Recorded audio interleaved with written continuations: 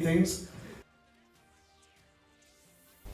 Khadc Chief Executive Member Pinyat Singh's aim on Monday said that the Council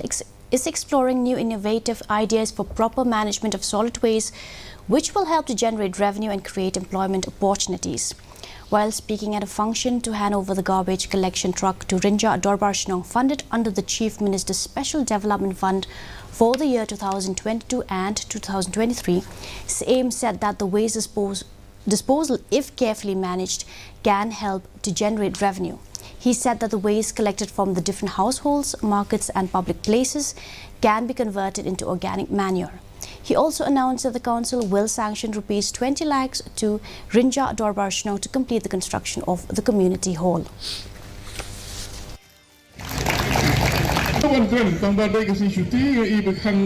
Nilayo ikanika Solid Waste Management Act. Batlingba kanika Solid Waste Management Act arhajar arpo nilala ban pentrai kam ya kajing khut jing suba ringkat kajing trai hasenda baki hima ringkat kajing trai hasenda baki shnong